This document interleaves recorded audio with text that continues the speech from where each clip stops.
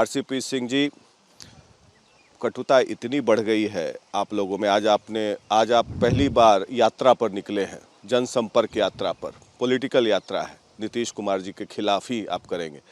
तो कटुता इतनी बढ़ गई है कि आप फॉर्मर आईएएस ऑफिसर हैं उत्तर प्रदेश काडर के, और जब नीतीश कुमार जी आजकल आप पर काफ़ी गुस्साए रहते हैं, बोलते हैं कि हमारा स्टाफ था, सेक्रेटरी था, कौन रखा, तो क्यों इतनी कटुता बढ़ गई है? और क्या वो एक आईएएस ऑफिसर पूरा सिस्टम पर स्टील फ्रेम जिसे कहा जाता था, मैक्स वेबर ने कहा था, उस पर भी क्वेश्चन कर रहे हैं? देखिए, एक बात को समझना बहुत ज़रूरी है कि कटुता मैंने तो कोई बढ़ाई नहीं, और मैं अपने मन में किसी प्रकार का द्वेष भी नहीं रखता हूँ। लेकिन देखिए, जिस प्रकार की भाषा का वो उपयोग कर रहे हैं, आखिर उनकी पहचान क्या इस देश में थी?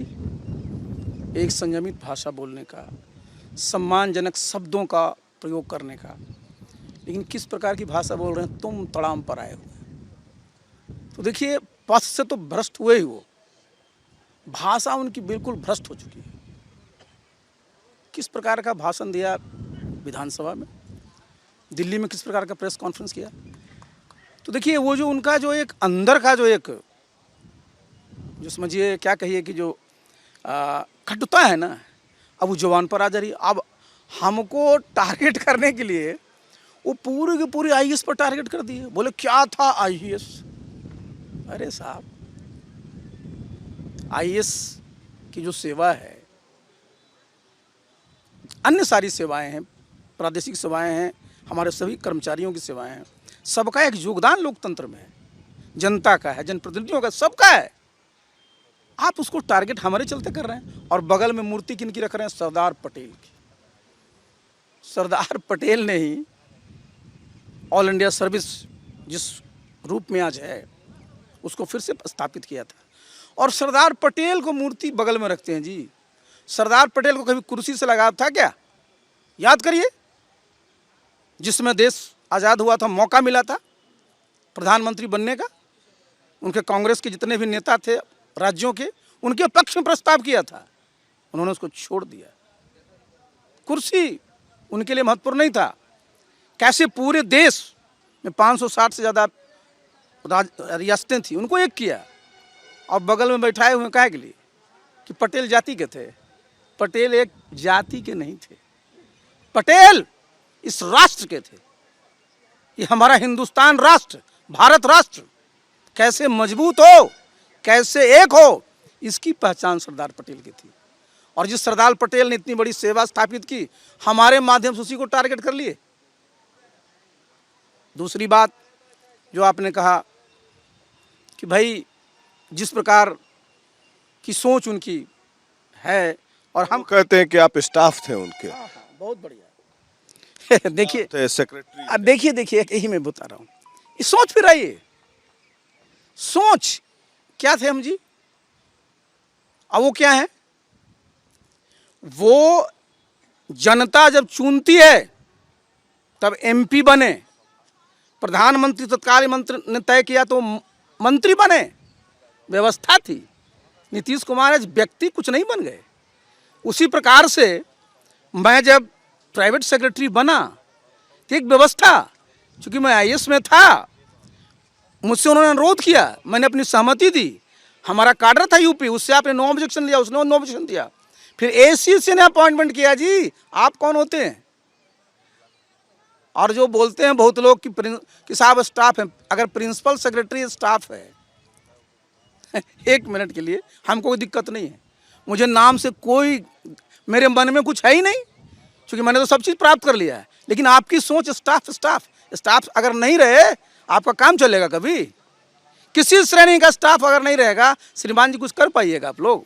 लेकिन देखिए, इनकी मानसिकता को दर्शाता है, इनके मन में किस प्रकार की सोच है कि अपने अलावे सबको समझते हैं कि इनका कोई भी योगदान विकास में, समाज के निर्माण में नहीं है, जबकि सबका योगदान है। तो ये यहाँ तक भी बात कहते हैं कि जो आप पार्टी में जो जगह मिली है आपको, जो भी हैं आप उन लोगों के बदौलत हैं। ललन जी भी यही कहते हैं, नीतीश कुमार जी भी यही कहते हैं कि पार्टी अध्यक्ष बना दिया, आपको अपना पद दे दिया, तो क्या आपकी कोई मेरिट नहीं थी उसमें? यही तो उनसे पूछना चाहिए। देखिए, एक चीज़ मैंने बार बार मैं देखा हूँ कि मैंने अपनी कुर्सी दे दी। इनकी कौन सी कुर्सी है जी? राष्ट्रीय अध्यक्ष कुर्सी इनकी कुर्सी है।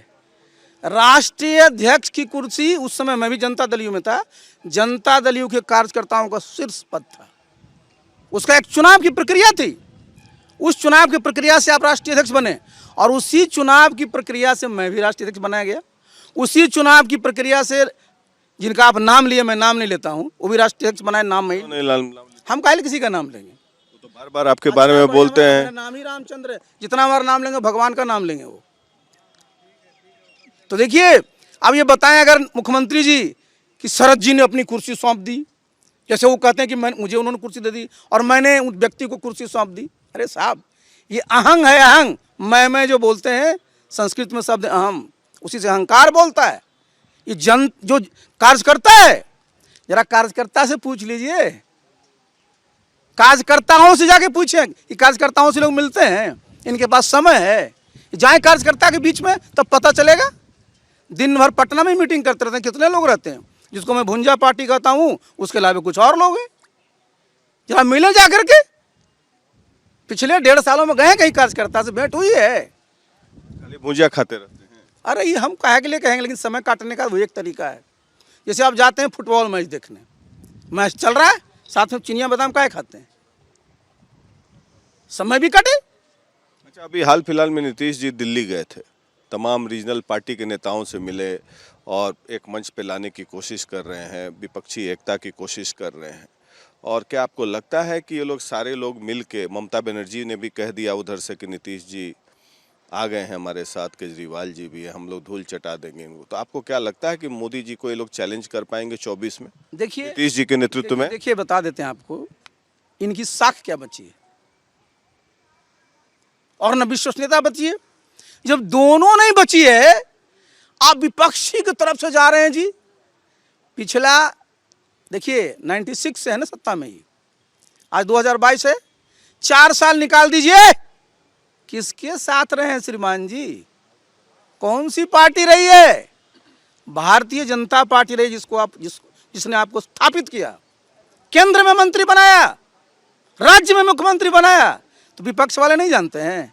1 बार नहीं, 2 बार नहीं, 3 बार इधर से उधर कर चुके। तो आपकी कोई विश्वसनीयता बची है? आपकी कोई साख बची है? कोई बुलाया था आपको?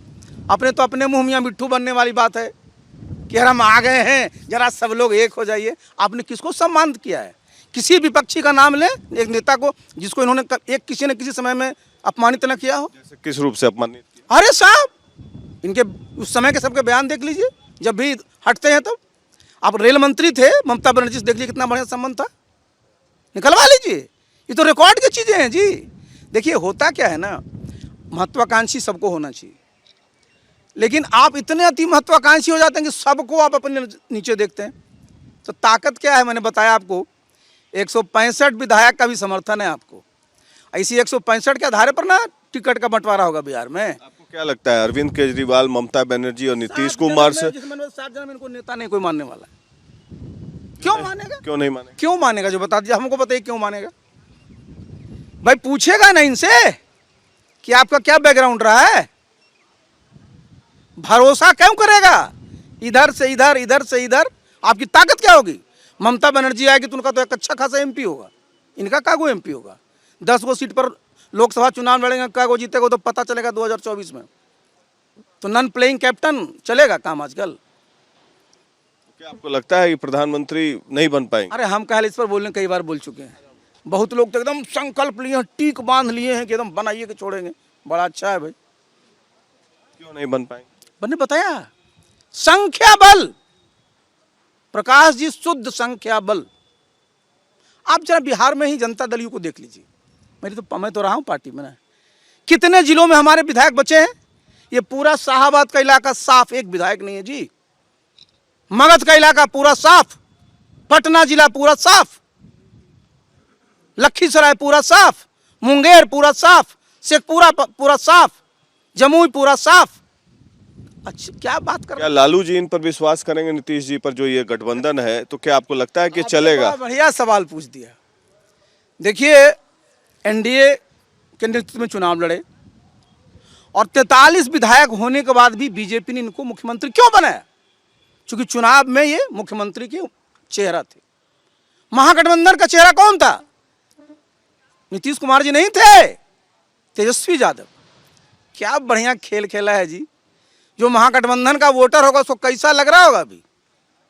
कह रहे क्या चीज है राजनीति साहब, कि हम तो दिए थे कि हमारा नेता मुख्यमंत्री बनेगा, और मुख्यमंत्री कौन बन गया? जो एनडीए का था। जरा आप समझिए। तो आप जरा पूछिए इनसे, माननीय मुख्यमंत्री जी से, और इनके जो और लोग बड़े बड़े लोग हैं जो दिन भर क्या कहते थे, इन लोगों का यूएसपी क्या था? सिर्फ जिनका आप नाम लिए उनको कटघरे में खड़ा करना, और आज जा रहे हैं कि बताइए कैसे किया जाए, कैसे सब चीज़ का विकास हो। शब्द कितना बढ़िया आया, जनता का राज। श्रीमान जी, आप नहीं, अब्राहम लिंकन नहीं कहा था, 18वीं सदी में ही कहा था, democracy is of government by the government for the government. समझे ना? इसलिए आपका कोई नहीं। लेकिन सबसे बड़ी बात है, जब उनका परिवार मुख्यमंत्री था तो जंगल राज आपने नहीं कहा था, हाई कोर्ट ने कहा था, आपने कहा था आतंक का राज। और आज जब आप उधर बन गए हैं तो क्या है? जनता का राज। मतलब आप तो पारस हैं जी, कि आपके छूने से लोहा पत्थर सब सोना हो जाता है। अगर आप साथ में, आप मुख्यमंत्री नहीं हैं तो आतंक का राज, और आप मुख्यमंत्री हैं तो जनता का राज। ये आप ही का पैमाना हो सकता है श्रीमान जी, इसके लिए बहुत बहुत बधाई आपको। नहीं तो ये बताइए, आज आप अपने राजनीतिक यात्रा पर निकल रहे हैं, तो क्या अगला पड़ाव आपका क्या होगा? बीजेपी में शामिल होंगे आप, या अपनी पार्टी बनाएंगे, क्या करेंगे? देखिए, मैंने कई बार इस पर आपसे चर्चा किया है। मैं सब हमारे पास सारे ऑप्शंस हैं। हम अपने साथियों से मिल रहे हैं, सबसे बातचीत कर रहे हैं, और बिहार के सभी कोने में जाकर मैं साथियों से बातचीत करूंगा, और बातचीत हमारी हो भी रही है। सब लोग अपनी अपनी राय दे रहे हैं, सब मिल करके फिर एक निर्णय लेंगे हम लोग। और ये प्रशांत किशोर पर भी नीतीश कुमार काफी खफा है, आपका उनसे तो बनता नहीं था, तो मेरा प्रशांत से खूब बनता था, ये मैं बताता हूँ। ऐसा कुछ नहीं है, मेरा क्यों से रहे कंपटीशन जी। तो देखिए, अब उनके क्या संबंध है वो जाने, उस पर मैं कुछ नहीं बोलता हूँ। उन पर कुछ नहीं बोलेंगे। मैं नहीं कुछ बोलता, वो तो अपने खुद बोल रहे थे, हमें क्या बोलना। तो ललन जी भी आपको स्टाफ, आखिरी सवाल, ललन जी भी बार बार आपको स्टाफ कहते हैं, तो क्या ये आपकी मेधा पर सवाल उठा रहे हैं? देखिए, जिनका आपने नाम लिया वो हमारे मित्र रहे हैं, वर्षों से मित्र रहे हैं, प्रदेश के भी अध्यक्ष रहे हैं, राष्ट्रीय अध्यक्ष का नाम हमें नहीं प्रस्तावित किया है, तो भाई मैं मित्रता निभाता हूँ। नीतीश जी भी स्टाफ ही बोलते हैं आपको, तो आपकी मेधा कुछ नहीं है क्या? अब तो ऐसा है ना, मेरी मेधा यूपीएससी ने टेस्ट कर ली है समझे कि नहीं? उसके बाद मुझे क्या कहना है जी। यूपीएससी में कितना रैंक था? 13 ऑल इंडिया जी।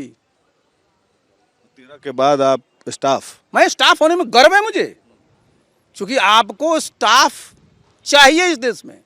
चाहे क्लास 1 का स्टाफ चाहिए, क्लास 2 का स्टाफ चाहिए, क्लास 3 का स्टाफ चाहिए, क्लास 4 का स्टाफ चाहिए, वो चाहिए जो आपको सहयोग करता है आपके कार्यों के संपादन करने में। बहुत बहुत धन्यवाद। ये आपके समर्थक कन्हैया सिंह भी हैं आज आपके साथ, ये लोग सब लोग जा रहे हैं, और ये थे आरसीपी सिंह। इनकी कटुता नीतीश जी से इतनी बढ़ चुकी है, तो पॉइंट ऑफ नो रिटर्न है आरसीपी जी। क्या फिर से नीतीश जी के साथ फिर कभी पॉलिटिक्स में? तो they are no permanent friends and enemies. देखिए ऐसा है ना, वो एक परिभाषा बहुत ही जो है ना पुरानी परिभाषा है, लेकिन एक मर्यादा की भी बात होती है, एक सम्मान की भी बात होती है, एक आदमियत की भी बात होती है। तो जिस प्रकार से उन्होंने मेरे साथ व्यवहार किया है जी, मैं कैसे उसको भूल सकता हूँ। अब क्या कभी इस जन्म में नहीं जाएंगे? अरे अब कितना जन्मे रह गया है जी कितना इनिंग बदलिएगा आप? मैंने तो एक इनिंग सिविल सेवाओं का खेला, दूसरा इनिंग चल रहा है, कितना इनिंग जी तो इनिंग खेलते रहते हैं। अब वो जाने कितना लंबा खेलेंगे, बॉलर सब कैसा कैसा है। तो ये थे आरसीपी सिंह, आज अपने राजनीतिक यात्रा पर निकल रहे हैं। अब देखना है कि आगे इनका राजनीतिक पड़ाव क्या होगा और क्या फैसला लेते हैं, लेकिन बीजेपी के काफ़ी करीब दिख रहे हैं। भोजपुर से वीडियो जर्नलिस्ट कुंदन के साथ Prakash Singh, Republic media network के लिए।